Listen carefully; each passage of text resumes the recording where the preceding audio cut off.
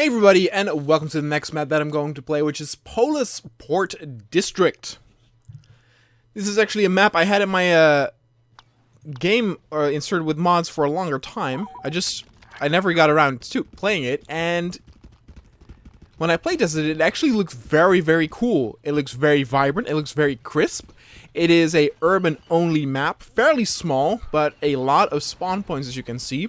And it goes for that traditional Mos Eisley aesthetic, yet changes it by adjusting the color scheme, but also adding this cool nuance feeling by having some Endor assets. But also, look at that, we have some, I guess that's the Hoth skybox, of having some snowy mountains.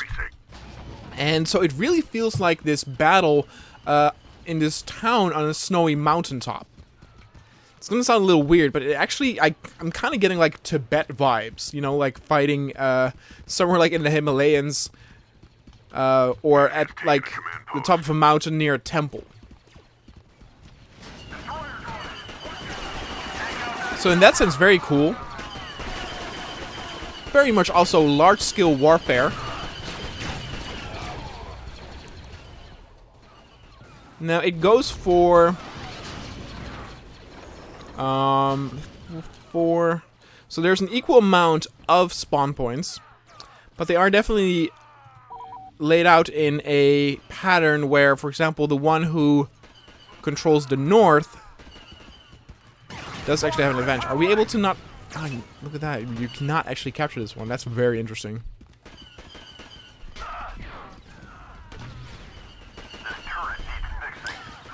Now that will probably mean that the Republic side also has one spawn point they cannot take.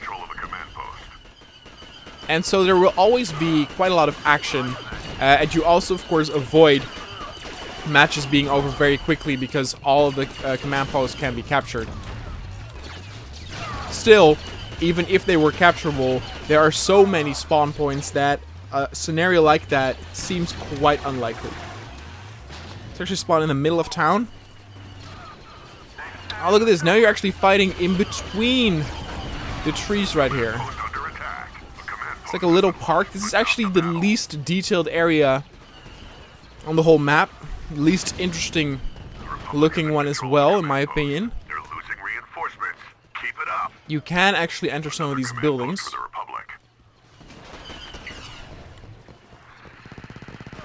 Again, it uses all the Mos Eisley buildings and assets, but it does it to a very, very good degree to where it feels very distinctly different. Even though it is an urban map, the streets are definitely large enough to where you could have a bit more interesting things like smaller vehicles or maybe some turrets. I, of course, did the Tatooine Dusk of War map not too long ago, and that was a really good example of how to make a fairly simple layout of a map very interesting by adding things like turret positions.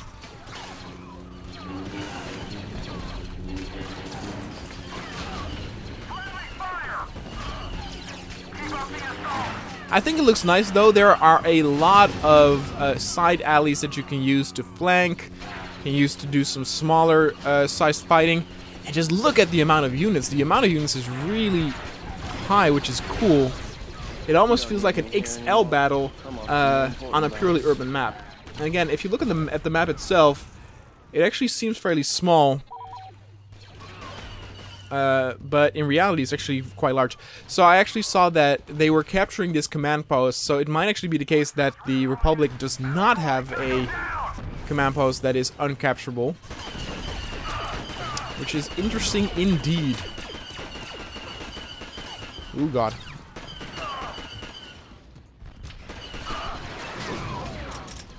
I got some grenade kills. Got only one. Let's do shotgun.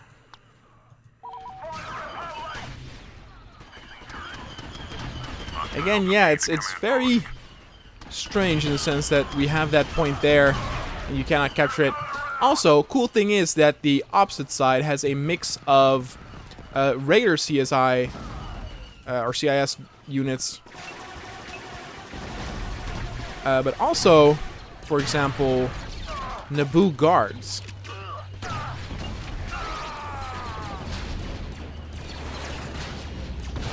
A little bit of a mix-up, a little bit of a mix and match there, and that does get appreciated.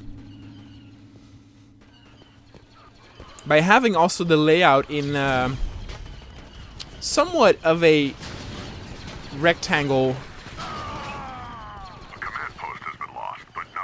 Like I said, it becomes very difficult to gain dominance over the map in and of itself. It almost goes into like a circular motion, to where if you, for example, would go counterclockwise, the AI will then go clockwise and capture spawn points that you're very far away from. So the front will always be moving, and one team will never get the overhand to where the opposite team will start depleting reinforcements heavily.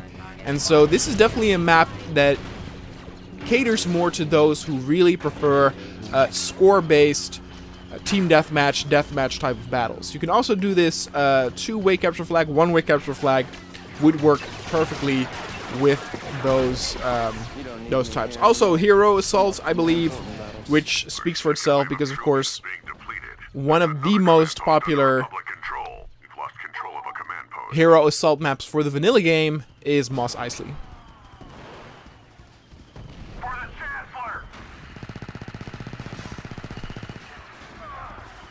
I think one of the reasons for that too, though, is because you have a lot of cover obscuring your vision, which you need because the heroes are so powerful and can traverse such a large distance in a few seconds that you need to block things off to keep it more focused and have, for example, players concentrate on only one or two opponents at a time instead of seeing all these enemies jump around in the distance and getting confused there or distracted.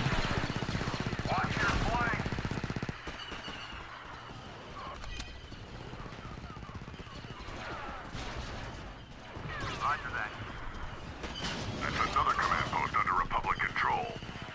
We've lost control of a command post.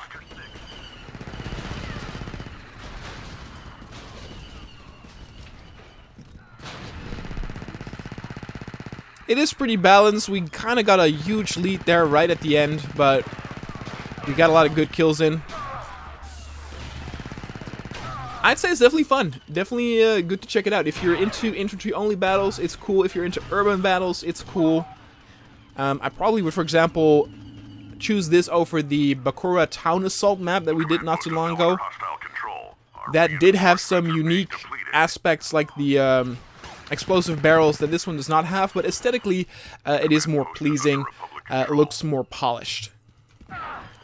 And again, I'm always a big fan of seeing certain assets or skyboxes mixed and matched to a point where I haven't seen it yet, but it works very well.